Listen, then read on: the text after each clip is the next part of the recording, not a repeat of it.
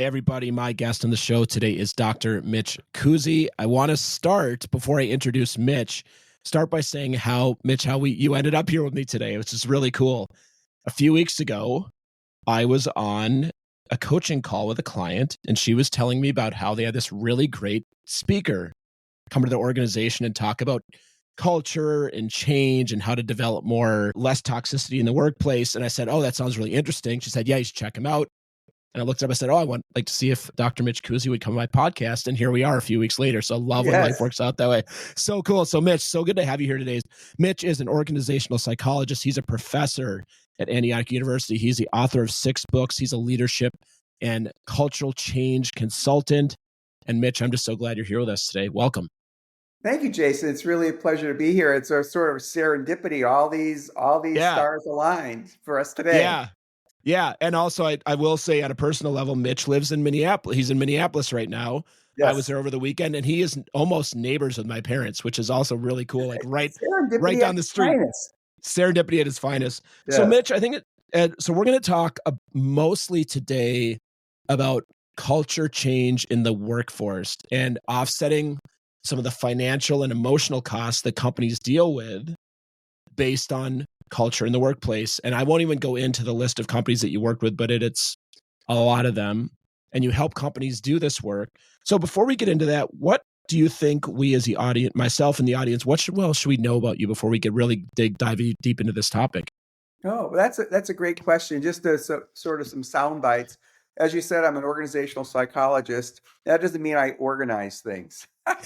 What it means is I go into organizations and help them assess the work culture and what they want to do to improve the work culture and what they need to do to accentuate the strengths of that work culture. I do this in several vehicles. One is I'm as a professor at, as you said, Antioch University in the Graduate School of Leadership and Change, and I work with PhD students who are all working leaders in their own right. I also do this with an organization called the Healthy Workforce Institute, whose mantra is to eradicate incivility and bullying in the workplace to accentuate 3 things. And this is my mantra as well: increase personal well-being, enhance team performance, and improve productivity in organizations. So that's a little bit about me. Yeah. Thanks, Mitch. I have so many questions about this topic overall. As somebody who let me tell you one thing. I'll interrupt you just a second with please. All your questions. I don't know what your questions are, Jason, but I can tell you if I'm at a cocktail party and I'm standing there and someone asks what I do, if I mention I help organizations deal with toxic work cultures, I can't go anywhere else. I am stuck talking to that person because you are stuck. It's evasive. And then my also guess is I would imagine you've heard more times you could count. "Oh, Mitch, we need you in our company so bad." Yes. We need you. So let's talk about. Well, I'm going to give you my opinion on this, and I'm curious your thoughts on this as we kick this off. Is any leader you talk to will tell you, we want to have a great culture. We want to make sure people feel supported. We want people to feel like they get, in some places, the well-being, the balance, all the things. Most leaders, they're just people like the rest of us, and they want those in their organization, and they understand the value. Yet, when it comes down to it and you talk to people, most folks that I know would say that that it doesn't land that way for them in some way, shape, or form in most places. So I'd love to start by framing out this problem, framing out why people like you do the work you do, like what's needed. Because to me, intellectually, we all get it, yet there's a huge gap. So what would you say is the biggest thing in the way of a great performing company and having the no more bullying, having people feel supported, feeling the well-being, and also have the performance that they need to perform for their shareholders, for their employees, and everything in between? It's a great question. let's take a step back, and I want to talk about my research study that I did with Yes. my colleague, Dr. Elizabeth Holloway. And then we talk about this research in my second to the last book called Toxic Workplace. And I talk about it in my latest book, Why I Don't Work Here Anymore. And one of the startling things that we discovered is that 94% of the 900 plus leaders in our study said they deal with toxic work systems. 94%. Oh my gosh. It's really amazing. And we'll talk about the devastation that occurs as a result of that. But that Yeah. in and of itself, that's the quantitative data. I want to share one piece of qualitative data. Yeah. And this was a quote because we did a extensive survey along with extensive interviews. And one interviewee said, "The day this person left our company is an annual holiday." Yes, we can laugh at that. And then when Yeah. we hear we go back from the comedy of that, because it is funny, and we've all felt that way. We really understand the devastation that's going on in organizations. And to answer your question directly as to why, because first of all, many people get away with bad behavior, and all of us at times don't know how to deal with it. So that's the reason. It's one of the startling things that we found in our study, Dr. Elizabeth Holloway and I, was that the number one unsuccessful strategy that people use is to give the individual feedback about their behavior. Wow. I'm not saying feedback isn't effective. It's one of the most powerful means. However, feedback without a system supporting that feedback is going to be largely ineffective. And when I talk about a system, back to this, what I said earlier, why do people get away with bad behavior? Because the organizational consequences aren't there. If we had the organizational consequences positive in terms of when people are doing really well, and negative when there's toxic behaviors, if those systems were in place, feedback would be far more effective. Again, the number one unsuccessful strategy that people use is give them feedback. So Mitch, I was mentioning before the conversation, before we press record, about a client I had this morning. I hear this all the time from my clients, is they get feedback on something and then they ask for examples, or they ask for, okay, so I want, because most people, I hope this is your experience, most people are good people. They want to improve, they want to be better, they want to be better employees, better leaders, etc. And I hear this all the time, is I've gotten this feedback, this tough feedback, for one reason or another, and then I ask for support to have it be better, and it's not offered. So they'll say, so for example, you need to be more relatable to your employees. Okay, I received that feedback. I would like to be more relatable for my employees. How can you support me with that? We don't know. We don't know. That's a great dilemma. I would take a step back for just a moment. I'm going to put my psychologist hat on. Please. People don't know, many people don't know what it means to be relatable. I hear this all the time, is like, well, you shame people in public or you shame people privately. What does that mean? I mean, I don't know. Yeah. In terms of good feedback, what I believe is you need to be concrete and behaviorally specific. So let's take the example that you use, and let's take the example of shaming. Let's talk about relatable. I would give that person this feedback that's giving the feedback. Don't say you're not relatable to people. Or if you say that, say, here are the ways that I see that demonstrated. First of all, you don't greet people. People are coming in and you just immediately go to your office without trying to establish a relationship with people first. Relatable.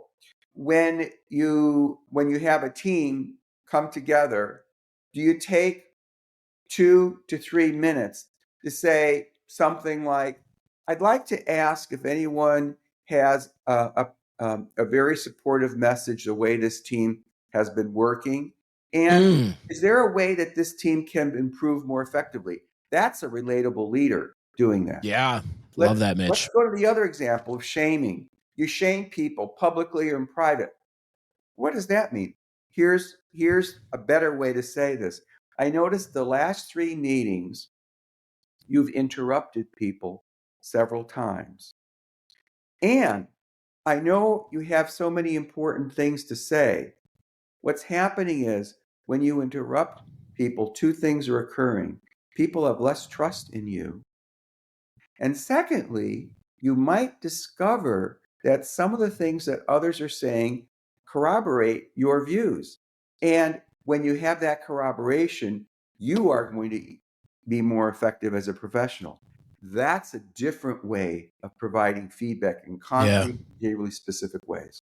Yeah. It reminds me a lot of the SBI framework, which I'm sure you know. The SBI framework's pretty popular out there. Yes. And you keep it flat. This is what I noticed.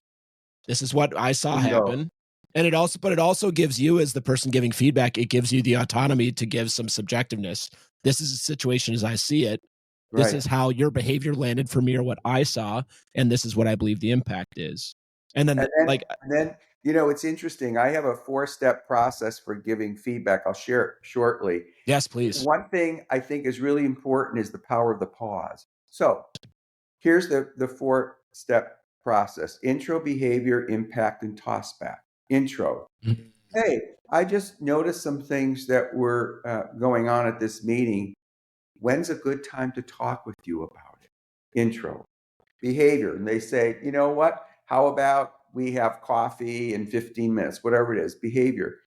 Exactly the way you and I are talking about, that you describe behavior in concrete and behaviorally specific terms. So intro, behavior, and the impact. The impact is people are listening to you less. People are not apt to trust you as much. So intro, behavior, impact, and toss back. I'd like to hear your thoughts. Yeah, I love that, Mitch. Yeah, because it allows them a chance to process, and they might disagree, they might agree, they might go, oh, thank you, I had no idea. Right. I hear that, and no idea, and it gives, And Jason, if they disagree, what I talk about, and I'm a negotiator, I say, well, let's find one thing of everything we've heard today that both of us can agree on. And I talk about that as baby steps. What are the first things that we need to do? Yeah. Good coaching. Yeah, put it back. What do you think we should do? I realized something, Mitch, that I wanted to address that I forgot to ask about. I don't want to assume that everybody listening knows what we are talking about when we say toxicity in the workplace. So let's define that, because that is a term that gets thrown around all the time. And my experience with it is sometimes people will say it's toxic because they just don't like the way they've been treated, but it would not. I think others folks, well, that's not toxic. Or, you work with hundreds of leaders in these huge companies. There may be a leader that goes, that's not toxic. What are you talking about? That's normal. And somebody but it might land as toxic. So what are we talking about when we say toxicity in the workplace in the way that you see it? Sure. I want to answer that question directly with something that not only I, but Dr. Renee Thompson and others at the Healthy Workforce Institute, where I do a fair amount of work as a consultant. We have 3 benchmarks of toxic. And it doesn't matter what you call it. Sometimes people call it toxic. Sometimes people call it bullying. There are 3 perspectives. Is it targeted? Is it harmful? Is it repeated? Targeted, harmful, and repeated. So targeted to an individual or to a group. And when it's targeted to a group, in the psychological literature, it's called mobbing. So it's targeted and it's harmful. And it doesn't matter if you don't intend to do harm. If someone perceives that as harmful, then it is. So targeted, harmful, and repeated. And the reason that repeated is so important is we've all had a bad day. Sure. I might have said something to you and I was uncivil to you. And we've all had those days, but hopefully it's not repeated. So targeted, harmful, repeated.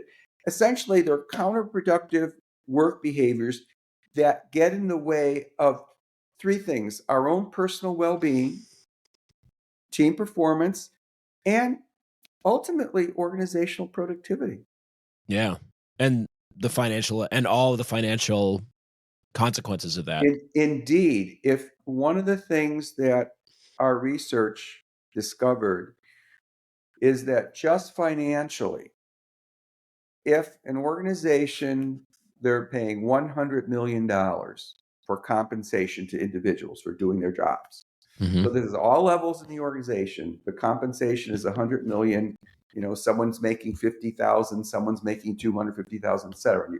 And use this as an example, 100 million. A minimum of 6% is spent dealing with toxic work cultures. That's a minimum of $6 million. Yeah. So when you think about that and what organizations are spending to deal with this, and why does it cost so much, Jason? Well, it costs so much when someone leaves, the cost of recruiting. And what we know from the research is our own research found that 51% of individuals are likely to leave. The research by Pearson and Porth found that 12% actually do. So first of all, the cost of recruiting new people, the cost of turnover, the cost of training new individuals, opportunity costs, et cetera, it's a minimum of 6%. So just financially alone, it's exorbitant. And if you look in healthcare, the amount, not just financial costs, but the cost of patient safety. When people aren't communicating with each other, bad things happen. Yeah. In healthcare. And we know that, for example, there was a study of over 13,000 patients, and surgeons who had more complaints from their colleagues had 14.3% higher complication rates. Wow. I know. Wow, it's right. And when I first started reading the literature and just healthcare alone, the research, I always thought, patient safety and the patient experience was a result of the expertise of individuals. And yes, sometimes it is. It's also how we relate to each other. But 14.3% higher complication rates for those surgeons that had more colleague complaints. Doesn't it make you go wild? Yeah. Oh, wow. As a consumer of healthcare, just the example using, we would have no idea. No idea. And that's why when I'm going for myself to a physician or provider, I want to make sure that I'm looking around, that the people are treating each other well, et cetera. And I've actually said things to compliment physicians and nurses, et cetera. I've also said things afterwards to say, you might want to look at this because it impacts the patient experience. Yeah. And I know, Mitch, that you spent some time in healthcare. You worked in healthcare for quite a few years. Yes, I did. So you have real life experience with this. I want to ask about something that just struck me as you were talking about the toxic and the 3 ways to know whether we deem it as toxic and how that might relate to managing people out, performance management, and that whole topic. Because my guess is, this is my guess, and you would know from doing this research if you've done any research around this, many people who've been managed out of a business for a variety of reasons would say that it felt toxic to them. And my guess, it would meet all 3 of those criteria in some ways. In that case, it is literally targeted. It is going to be repeated. And I'm just curious how you and the field view that and how you manage to performance without it feeling toxic to the person receiving it. Well, there's 2 responses that I have to that. First of all, in terms of performance management, Jason, it's really important that you're not just looking at isolated incidents and you're giving feedback progressively along the way. So that's the first piece. Secondly, and this gets back to understanding the system, that allows people to get away with bad behavior. And in my book, Why I Don't Work Here Anymore, I have a tremendous array of system strategies. But I want to take one that you talked about of managing people out, and that is the exit interview. One of the things that I have discovered in my research about the exit interview is people often don't tell the truth. Let's pretend the scenario is that someone's had a bad boss, and appropriately, the human resource individual is the person to conduct the exit interview. Sure. And let's pretend that I've had a bad boss and you're interviewing me and you're the HR person. You ask about what my experience was. And I say something like, well, it was a good experience. And well, tell me why you're leaving, Mitch. Well, the reason I'm leaving is I want a different kind of experience. I'm ready to move on to XYZ. Lie, lie, lie. The reason I'm moving on is I've had this person that I would call a toxic boss or a toxic colleague. I'm afraid to say anything. The question is, why am I afraid to say this? Because I'm leaving the organization. What I discovered in my research is I'm afraid to say it because I worry that perhaps this individual has tentacles in this new organization I'm going to badmouth me. All right, that's the bad news. The good news is, what should we do about it? I'm saying change the system of exit interviews, and this is what I suggest. So you're the HR person, and you know that I'm leaving, and you're not here to talk me out of leaving, but you say this. Mitch, I really value the kind of professional you have been, and what I'd like to do is, in 3 to 4 months, may I contact you to talk about your experience here? And you could say something like, when the dust settles and and typically the individual will say yes, and you'll get more accurate feedback. And then the HR person has a much greater chance of getting accurate information. And secondly, they start collecting themes. And maybe there's one individual that people have left because of that. You understand that more, and you either try to coach that person, or maybe that person needs to leave. The bottom line is, why are good people leaving organizations? Yeah. And that's where I wanted to go. Then that's your latest book is literally titled for the audience is Why I Don't Work Here Anymore. So why is it that good people leave organizations? And I will let's take away some of they just get a promotion somewhere else that isn't available internally. So we take away the normal flow of, business in 2024. These are folks that believe they're paid fairly, the benefits are good, and they like the work they're doing, yet they leave. What are some reasons why that happens?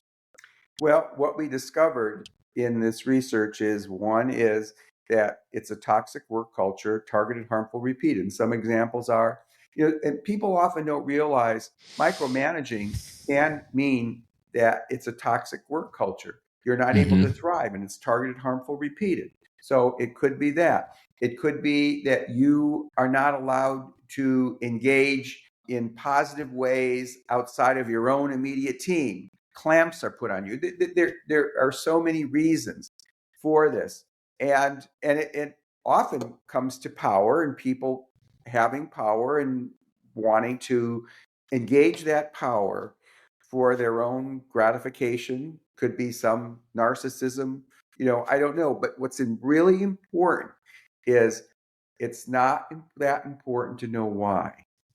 What's important to know is this is what's happening right now. How do I address this? It's interesting, when the title of my book, Why I Don't Work Here Anymore, this is my 6th book, as you said, a little comedy here. And I had the book all written. I have an agent for all of my books, the same agent. And for some reason, she couldn't find a publisher. And all the people that have read the book, publishers, or maybe they just saw the title, and the original title was No Work Jerks Allowed. Yeah. And we couldn't find a publisher. And she said, I don't know. They're all saying this book has been written. I said, well, it hasn't. It's chock full of hard data. It's chock full of actual evidence-based strategies. And so I went and worked out one day at 5, and I work out at 5 a.m. I came back from my workout, and my partner of 37 years, Scott, I said to him, what was going on last night? You got up in the middle of the night writing. He said, I got the title of your book. Nice. Said, really? But I was trying to be a good partner. Good partner. So yeah. he said, the title of your book should be Why You Don't Work Here Anymore. Oh my gosh. I said, that's brilliant. He goes, yeah, I know. I heard you talk on the phone. I heard you in podcast that 12% of individuals leave toxic systems, 51% are likely, 30.7% of nurses knew someone who left because of this. I think, wow, he's really listened to me. And so I went and talked with my agent. She said, that's brilliant. There it is. Yeah. And I said, it is. And it wasn't my idea. And by the end of the week, I had a publisher. So there's two morals of the lesson. One is you can judge a book by its cover. Totally. Secondly, sometimes you should just trust your partner of 37 Yeah, years. exactly. They just might know something. Well, I was going to say they know something, and they also know you. Yes. And they are going to be able to spot, they don't have your blind spots. That's right. And I've talked about this with other guests on this podcast, because we're always going to be our own worst critic. Yes, most of us all the time. And our partner's going to go, no, like, this book answers that question. Why don't people work here anymore? And you're like, I love that. That's so cool. Good on Scott. Good. Yes. We'll give Scott some accolade. Nice work, Scott. Nice work, Scott. So Mitch, I want to talk about two other things here before we wrap today. I want to first address two groups of people here. And when I say two groups, they're going to be intermingled because it's not a hard line. I want to first talk to all of those and get your expertise and opinions on anybody listening goes, you know what? I feel like I'm in a toxic workplace, or my relationship with my boss or the person I sit next to, either toxic company, toxic boss, toxic peer, it doesn't matter. And they're going, man, this resonates so much for me. And I feel like I've been a part of this. And I don't really know what to do because I don't want to leave, but I may have to.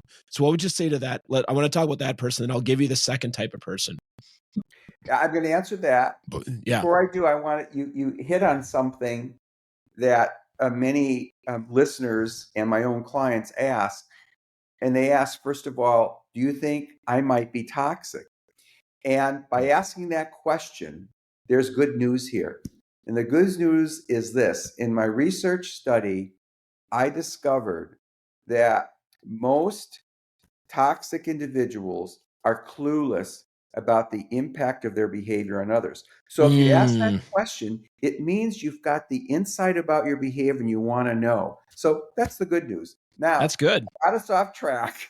Give me your question that's good. one more time. No, Jason. Mitch, that is good news. To have the awareness to be like, oh, is this possible? And I would assert that most people at some point in their career have probably exhibited some form of toxic behavior without it relating to it that way. And in your career and in my work lifetime, this has also shifted. What used to be considered completely normal behavior is now considered completely unacceptable behavior in some places too. Just the times have changed. But my question, Mitch, is, let's use this scenario. We've got a listener who goes, oh man, this resonates. And they have the strong belief or feeling either they're in a toxic company, they have a toxic boss, there's a peer that they feel is toxic, they feel potentially bullied. What would you say to that person in terms of, but they don't want to leave. Right. They don't want to leave the company. Yeah, that's the question. So here's what I would say. First of all, never use the term toxic or bully. Yeah. Don't use it when you're this is sort of a label that we use because it attracts people and they get it. But you never give feedback to someone. And I would say never that you are you're engaging in toxic behavior, you're engaging in bullying. Instead, back to what we started with, Jason, describe the behavior in concrete and behaviorally specific terms. The past 3 weeks at meetings, every time I was speaking, first, you interrupted me. I also noticed that I'm not even able to finish my sentences. And so you're providing very concrete behavior specific feedback. And then back to that model, intro, behavior, impact, and toss back. So I'd like to talk with you about this. These are the 2 or 3 behaviors I'm noticing. The impact is I'm shutting down. I'm less apt to volunteer for assignments. I'd like to hear your view. So first of all, don't use the term toxic or bullying. And remember the intro, behavior, impact, and toss back. So Mitch, you did something there that is a powerful thing in like psychology, therapy, counseling, coaching, is modalities. Is the whole thing you did there is you owned your own experience. Exactly. And that is such a difference from how this shows up in something like, hey, you're being a bully. Well, you could argue that's subjective. Oh, this, like, my experience is this is how it feels to me, and own it's a feeling and do that. And there's such a difference there between that and how it goes so many times of even go to HR. Hey, I feel like I'm being bullied. Right. What do you mean? Yeah. You're absolutely right. You could be a therapist. You could even start with that. I love that language in that intro piece. You could start with that saying, I'm not saying I'm right on this. Something is bothering me and I want to talk with you about it, and give me 2 minutes to just share this. Then I'm going to then go through intro, behavior, impact, and then I want to hear from you. And to really let them know you're hearing from them, take some notes. The other thing that we say in the Healthy Workforce Institute, a strategy is to script it. Script it ahead of time. So if you have an intro, behavior, impact, and toss back, and you put down some notes, and you don't have to bring those notes with you, but it's highly threatening what you just shared to talk with someone about it. And you may need to script it and try it out with a colleague that you trust. But if you're trying it out with a colleague, make sure it's a colleague you trust and will give you good advice. You don't want to try it out with a colleague to say, ain't it awful?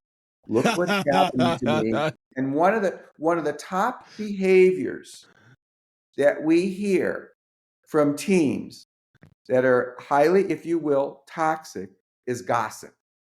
Oh, yeah. Gossip. Oh, yeah. And one of the strategies that we share to deal with gossip is don't point your finger saying you shouldn't be gossiping. Your language was great. Take ownership. Something like this. I've been part of talking behind this individual's back in the past. It doesn't feel good to me. So in the future, I'm going to extract myself from these conversations. I love it so much. Yeah, gossip is way up there. Yeah, and all the assessments and teams, and everyone does it. I do understand everybody. It. And the reason it endures is it's what's called secondary gain. Man, look at the way she just talked with her boss right now. We're licking our chops and enjoying that at times. And so that's the secondary gain. We have to extract ourselves from that. Yeah. I'm curious from a psychological perspective, is a lot of the gossip, it feels good in the moment, but doesn't it also validate our ability want to be right? Is like, oh, I believe that Mitch is kind of a bully at work. Let's go talk about Mitch. And then like, oh, I think he is too. And you're like, yes, I'm right. Yes, like from an ego. Yeah. It's in psychological language, it's called cognitive dissonance. Ever notice when you're about to buy a car and then you buy the car, whatever the make is, and then people will seek people who have a similar car saying, you know what, this is the best car out there. God, yes. You won't seek someone that's going to give you different advice. And that's totally called cognitive dissonance. Yeah. We figure out a way cognitively to deal with our dissonance. Did I make a right decision? Yeah. Oh, that's brilliant. The second group I want to, and there's so many groups I want to talk to, but the one that really hit me here is the leader of people. So we're talking about a people leader now. Doesn't really matter their scope or scale. Just somebody who has direct impact on the culture of a team. Who's sitting here going, I am so committed to not having this on my team, but I just know that this happens at the company. I know I'm in a company where this is a normal behavior. We see our executives doing it, and I'm committed to something different for my team. In other words, you have to kind of like stop, the buck has to stop with that leader on their team. And we're also going to talk about ideal state where these teams don't interact with other teams that have this behavior and they just get to do it. But what would you, and I'm sure you do this work all the time, how can leaders of people own this for their folks specifically? And what are some tangible things that you work with leaders on to go, hey, I hear your commitment. Like if it was me, I hear your commitment. Here's some tangible strategies. Yeah, one top strategy at a team meeting, and the context you just presented, Jason, is if you're the team leader, is when you look at the agenda at team meetings, it's content, task. Hardly ever does someone take the time to say, I want to talk about how effectively our meetings are functioning. And so this is the strategy. It's an A and a B. The A strategy doesn't mean better. First strategy is at every single meeting, take 5 minutes and do something like this. I want to talk about something that people have witnessed the past 2 weeks, the past 3 weeks, month, whatever it is, that this team or people on the team or others outside the team, what they've witnessed that helped our values come alive. I love that question. Talk about that. And in a non-gossiping kind of way, what is something that you witnessed that is an obstacle to our achieving our values? 5 minutes in a 1-hour meeting. So that's the A part. The B part is a picture is worth 1,000 words. Leader could say something like, I just read this book called Why I Don't Work Here Anymore. Or I just saw this podcast. And I'd like everyone before our next meeting to take 45 minutes and review this podcast and come with any questions or thoughts you might have. We're going to take just 5 minutes at this next team meeting. So what you're doing is you're making these values in the organization, you're taking them off the plaque, and most organizations have values, off a plaque or off a sheet of paper and integrating them into the fabric of what people do every day. Yeah. Should be doing. So that would be one strategy. Yeah. Brilliant. And to kind of wrap with this before we talk about where people can connect with you and find you and all the beautiful things, what gets in the way of all of these things? Because it's like most things, it sounds simple. And what gets in the way for leaders of doing these things? What gets in the way is leaders perceive, appropriately so, that they have all these tasks. They often do not recognize one of their tasks is to build a team. And they'll say, yeah, I understand, I got to build a team. But what are you doing to take time during your day in a team meeting to build the team? Oh, we're going to go in 3 weeks off to a team building session. That's fine. But what are you doing to sustain this every day? And so if you have a weekly meeting, a meeting every other week, take 5 to 10 minutes to talk about what do we need to do to live out these values better? What do we need to do to make sure we have a respectful work culture? Whatever that is, what are the obstacles to our achieving that? 5 to 10 minutes at every meeting. Yeah. It is simple. Yeah. Well, yeah. It's like most things in life. Yeah. That doesn't handle everything, because one of the things that I do as an organizational psychologist, and I do this through the Healthy Workforce Institute, and I do this on my own as well, is to look at what do we need to do as an organization, and at times it's an elaborate 3-month assessment process to say, here are the Sure. things that are getting in the way. Here's what I've noticed. Now, let me help you put together a plan or strategy for dealing with this. Well, Mitch, one of the things I love that you said there is too, you're sourcing ideas from others. It's not just on you as leader to go, hey, it's like, because the team is arguably going to have better ideas than you are because they're actually down doing the things and maybe Exactly. feeling this way. Brilliant, Exactly. Mitch. Brilliant. Let's wrap here. Let's talk about, so you've got, I'll just give you a little bit of not even a little bit, I'll give you a plug here. So Mitch you have 6 books. Yes. And you go on a variety of speaking. And like I mentioned at the top of the podcast, we're here because one of my clients saw you speak at a big health organization, which is just so cool. So Mitch, you're a speaker, you're an author. Where can people find out more about you and connect with you? They can find me a number of ways. One is through the Healthy Workforce Institute. You can easily Google that. They can find me through LinkedIn. I'm on LinkedIn. And they can email me directly. And my email is really easy, mitchellkusy@gmail.com. Easy. And it's Mitchell. Which is where I found we you. were talking earlier, but Yeah. for the listeners, I grew up on the East Coast. And when I go back home and see friends and family, I'm still known as Mitchell. So I kept that. Really? Yeah, not Mitch. So it's Mitchell Kusy, Kusy @gmail.com. So any one of those ways you could find me. It's amazing, Mitch. Well, I really want to appreciate on my website, www.mitchellkusy.com. You can pull up all of my articles that are available in public domain for free. Awesome, Mitch. We'll have all that in the show notes. Mitch, I want to thank you so much. I'm so glad that the turn of events had us end up here. I really love the work you're doing. I know as somebody who kind of does opposite work and I mostly speak to individuals, this is such a common topic that people feel, and and I have worked with so many folks that would have stayed if they hadn't felt this way. Yeah. They're more aligned. It's great work you're doing. Thank you, Jason. Just remember the quote from my research study that when we started today, the day this person left our organization is an annual holiday. You don't want to be saying that in your organization. No, you don't. Thank you so much, Mitch. We'll have you back on again soon to talk about what's next. Well, Jason, thank you. Oh, thanks, Mitch. Appreciate it. Take care. Bye. Thanks for listening to another episode of Talking to Cool People with Jason Frizzell.